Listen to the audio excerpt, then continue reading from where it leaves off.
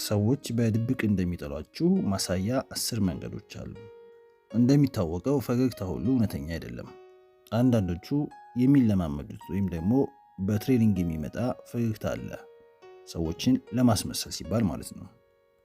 የሰው ልጆች እርስ በርስ በሚኖሩባቸው መንገዶች የተለያየ ግንኙነቶችና ውስብስብ አይነት አገላለጾች አሏቸው። ስለዚህ ሰዎች በራሳቸው ስታይል፣ በራሳቸው መንገድ የራሳቸውን ባህሪ የመቃኘት ችሎታ አላቸው።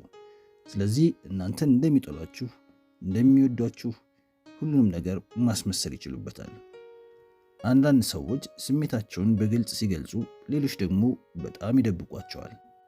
አንዳንዴ ሰዎች እንዲህ እንዳያችኋቸው እንደማይወዳችሁ ይሰማችሁ ይሆናል። ሆኖም ያለምንም ማስረጃ፣ ያለምንም ግልጽ ነገር ይህንን ማረጋገጥ አስቸጋሪ ሊሆንብን ይችላል። የጥላቻን ስውር ምልክቶች ለይተን ማወቅ ግንኙነቶችን ይበልጥ ውጤታማ ለማድረግ ይረዳናል፣ አስፈላጊም ነው። ምክንያቱም ጥሩ በሆነ መንገድ እንድታስተዳድረውና ግጭቶችን እንድትከላከል ሊረዳን ይችላል። ስለዚህ የመጀመሪያው ሰዎችን በምን መንገድ ለእኛ ጥላቻ እንዳላቸው መረዳት እንችላለን ወደሚለው እንቀጥል። የመጀመሪያው የሰውነት እንቅስቃሴያቸው ብዙ መልእክት ያስተላልፋል። ብዙውን ጊዜ በቃላት ያልተናገሩ ፍንጥሮች ወይም ደግሞ በቃላት የደበቅናቸው ከቃላት በላይ የበለጠ ነገርን ይገልጣሉ። የሰውነት ቋንቋ ማለት ነው። አንድ ሰው ለእርሶ ስውር ጥላቻ ካለው የሰውነት እንቅስቃሴያቸው የሚከተሉትን ሊያካትት ይችላል። ለምሳሌ የአይን እይታ ማጣት። ያ ማለት እናንተን ብዙ አያያችሁም፣ ሊያያችሁ አይፈልጉም። ወይም ደግሞ እናንተን ማየት ምቾት ስለሚያሳጣቸው ከእናንተ መራቅ ወይም ደግሞ ዲስኮምፈርት ስለሚሰማቸው እናንተን አቮይዳንስ ማድረግ። አስገዳጅ ወይም አነስተኛ ፈገግታ ማሳየት። ያ ማለት ለእናንተ ማስመሰል ወይም ደግሞ እውነተኛ ደግነት አለመኖሩን የሚጠቁም ምልክት ማለት ነው። ሌላው ምልክታቸው ደግሞ ትንሽ መንቀሳቀስ። ያ ማለት ብዙም ሳያስነቁ ከእናንተ ራቅ ብሎ የመቀመጥ ፍላጎት ማሳየት ማለት ነው። ስለዚህ የመጀመሪያውን ሰዎች ለእናንተ ምንም አይነት ፍላጎት እንደሌላቸውና በስውር እንደሚጠሏችሁ የሚያሳዩበት ምልክት በሰውነት እንቅስቃሴያችሁ ነው ብለናል።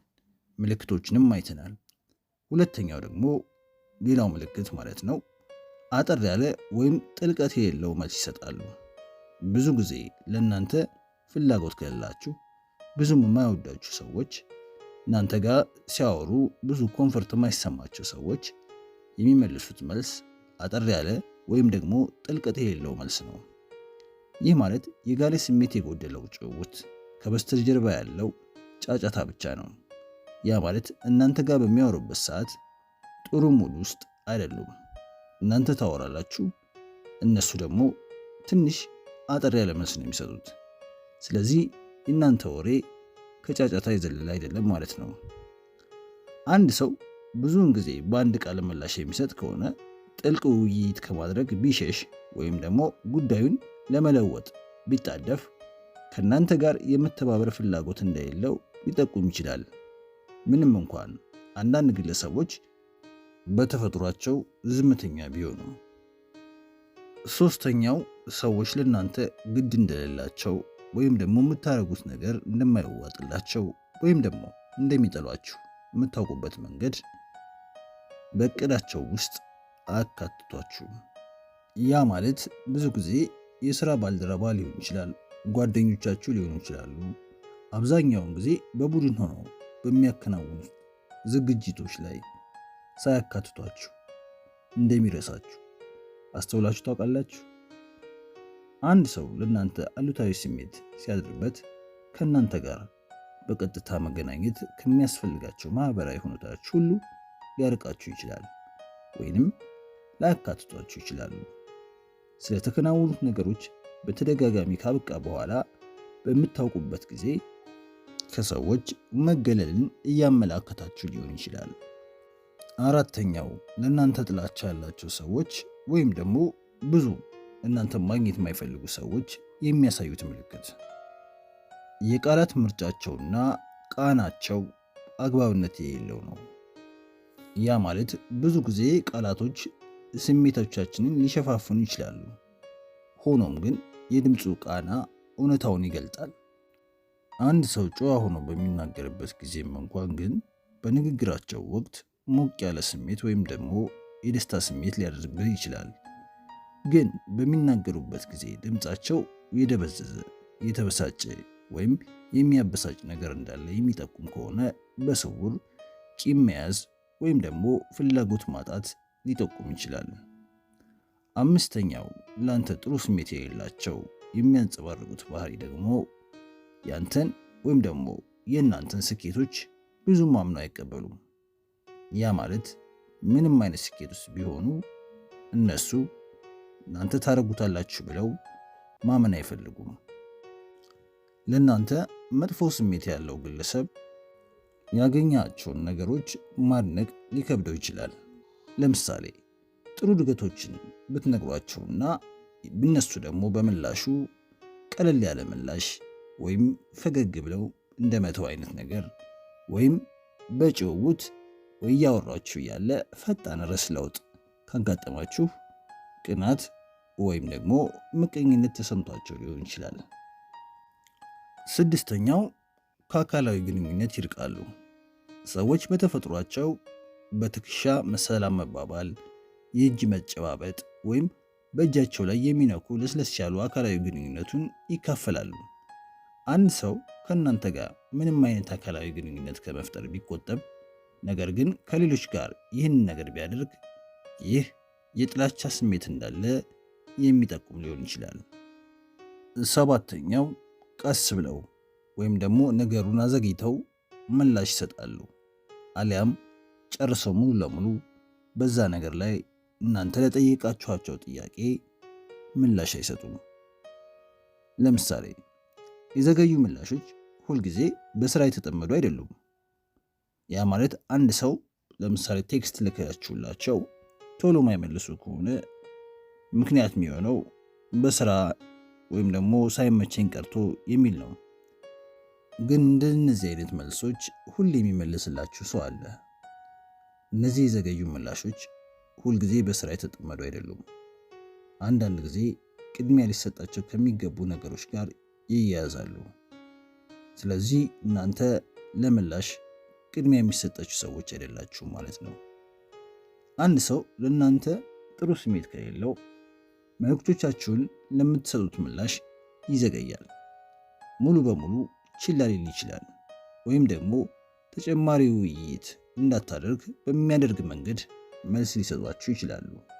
ብዙውን ጊዜ አጠር ያለና ግዴለሽ የሆነ መልስ የምታገኝ ከሆነ ሆን ብለው ርቀትን ለመጠበቅ ጥረት እያደረጉ እንዳሉ የሚጠቁም ሊሆን ይችላል። ስምንተኛው እናንተን የሚጠላችሁ ሰዎች ሊያደርጉ የሚችሉት ነገሮች ከመጠን በላይ መንቀፍ ወይም ደግሞ በተዘዋዋሪ የመጥላት ስሜት ማሳደር። አንዳንድ ጊዜ ጥላቻ አላስፈላጊ ትችት ወይም ደግሞ ሙገሳ እንደሆነ ተደርጎ ሊታይ ይችላል። ያ ማለት ለምሳሌ የሚጠላችሁ ሰው በጣም የሚያስጠላ ልብስ ለብሳችሁ ወይም ደግሞ በጣም በምርጫ ጥሩ ያልሆነ ልብስ ለብሳችሁ ዋው ይህ አስደሳች የልብስ ምርጫ ነው፣ ምርጫዎችን እወዳቸዋለሁ ቢላችሁ ይህ ማለት የተሳሳተ ሙገሳ መስጠት ማለት ነው። አንዳንዶች ደግሞ የሆነ ትልቅ ስራ ሰርታችሁ ተሳክቶላችሁ ሊሆን ይችላል። ስለዚህ ያን ስራችሁን የሚያደንቁ ይመስሉና ግን በተዘዋዋሪ እናንተን እየሰደቧችሁ ነው። ዋው ይህንን ታከናውናለህ ብዬ አልጠብቅም ነበር ሲሏችሁ ይህን መስራት አትችልም ነበር፣ አሁንም ውስጤ አላመንበትም እያሉ ነው። አንዳንዴ ደግሞ የሆነ ስራ አስባችሁና አቅዳችሁ ይህን ልሰራ አስቤያለሁ፣ ትልቅ ነገር ነው፣ የሚጠቅመኝ ነገር ነው ብላችሁ ስታወራችሁ አንተ ይህን ለማድረግ መጣርህ በራሱ በጣም ደፋር ነህ ይሏቸዋል። በዚህ ውስጥ አንተ ይህን ማድረግ አትችልም የማለት ነቀፋዊ ስሜት አለው። እነዚህ ስውር ቃላት እንደ ምስጋና ሊቆረቆሩ ወይም ደግሞ ሊቆጠሩ ይችላሉ። ይሁን እንጂ አብዛኛውን ጊዜ ከበስተጀርባ ያለው አሉታዊ አመለካከት ወይም መጥፎ ስሜት ነው። ዘጠነኛ ለህይወታችሁ ትንሽ ፍላጎት ያሳያሉ። የማይጠቅም ፍላጎት። አንዳንድ ሰው ስለ ግል ህይወታችሁ ብዙም ጥያቄ አይጠይቅም፣ መጠየቅም አይፈልግም። ስለ አንተ ዝርዝር ጉዳዮች ችላ ይላል፣ ግን ጓደኛ ነው፣ ወይም ስለ ራስህ አንድ ነገር ስትናገር ርዕሰ ጉዳዩን ይቀይረዋል ከሆነ እንደዚህ አይነት ነገር የሚያደርጉ ከሆነ ስለ እናንተ ደህንነት በጭራሽ አያስቡም። ለአንተ ምንም አይነት ፍቅር የላቸውም። ማወቅና ጉጉት ስሜት እንዳላቸው ግን ያሳያሉ። 10ኛ ሰዎች ጋር አብራችሁ ስትሆኑ ወይም ደግሞ በሌሎች ፊት የሚኖራቸው ነገር የተለየ ነው። ለብቻችሁ ስትሆኑ የተለየ ነው። አንዳንድ ግለሰቦች እውነተኛ ስሜታቸውን በአደባባይ ቢደብቁም ብቻቸውን በሚሆኑበት ጊዜ ግን ከዚህ የተለየ ነገር ያደርጋሉ። አንድ ሰው በቡድን ሆኖ ለእናንተ ወዳጅ የሚመስል ስሜት ቢኖረውም ብቻችሁን በምትሆኑበት ጊዜ ግድ የለሽ ወይም ደግሞ የወዳጅነት መንፈስ ውጫዊ እንደሆነ ሊጠቁም ይችላል። ያ ማለት ሰዎች ሲያዩት ለእናንተ ጥሩ ስሜት እንዳለው ያንጸባርቃል፣ ግን ብቻችሁን በምትሆኑበት ጊዜ ፈጽሞ ለእናንተ ግድ እንደሌለው ያሳያል። ስለዚህ እነዚህ 10 ምልክቶች ካያችሁ ነገሮችን በደንብ ማስተዋልና መመርመር አለባችሁ። ያ ማለት ግን ሁሉም 10 ምልክቶች ባንዴ ስታዩ ከዛ ነገር ጋር ማገናኘት አለባችሁ ማለት አይደለም። ስለዚህ ምን ማድረግ ትችላለህ ወይም ምን ማድረግ እንችላለን? እነዚህ ምልክቶች ስናይ እነዚህ ምልክቶች ለይተን ማወቅ በቅጽበት መጥፎ ነገር ማሰብ አለብን ማለት አይደለም። ግለሰቦች ከሰዎች ጋር ባላቸው ግንኙነት ላይ ተጽዕኖ ሊያሳድሩ የሚችሉ አስቸጋሪ ቀኖችን አሳልፈው ሊሆን ይችላል። የተዛባ ባህሪያት ወይም ደግሞ የግል ተፈታታኝ ስሜት ሁኔታዎች ገጥሟቸው ሊሆን ይችላል። ስለዚህ የትኛውንም አይነት ውሳኔዎች ከመወሰናችን በፊት የእነሱን ሁኔታ ማጥናትና እነሱ አሁን ላይ የደረሰባቸውን ነገር ጊዜያዊ ከሆነና ከእናንተ ህይወት ጋር ማይገናኝ ከሆነ ከግምት ውስጥ ማስገባት አለብን። ስለዚህ እነዚህ ከታች ያሉትን ነገሮች ለማድረግ እንሞክር። የመጀመሪያው እንደዚህ አይነት ምልክቶች ስናይ ለነሱ ስፔስ መተው፣ ትንሽ እንዲረጋጉና እንዲያስቡ እነሱን ለቀቅ አድርጎ ለማየት መሞከር። ምናልባት እርስ በርስ ለመግባባት የከበዳቸው ጊዜ ሊሆን ይችላል። ሌላው ሁለተኛው ደግሞ ግንኙነቱ ለእናንተ አስፈላጊ ከሆነ ግልጽ በሆነ መንገድ መነጋገር አስፈላጊ ነው። ሌላው አቅምህንና ጉልበትህን ለሚያደንቁ ሰዎች፣ ስራህን ለሚወዱ ሰዎች፣ ያንተን መለወጥ ለሚፈልጉ ሰዎች ለነሱ አቅምህን ማሳየትና እነሱ ያለበትን ሁኔታ ማማከር። በአጠቃላይ ግን በሁሉም በቀኖች መገባደጃ ላይ ሁሉም ሰው አይወደንም። ምንም ችግር የለውም። በጣም አስፈላጊ የሆነው ነገር ምላሽ ለመስጠት የምትመርጠው መንገድ ነው።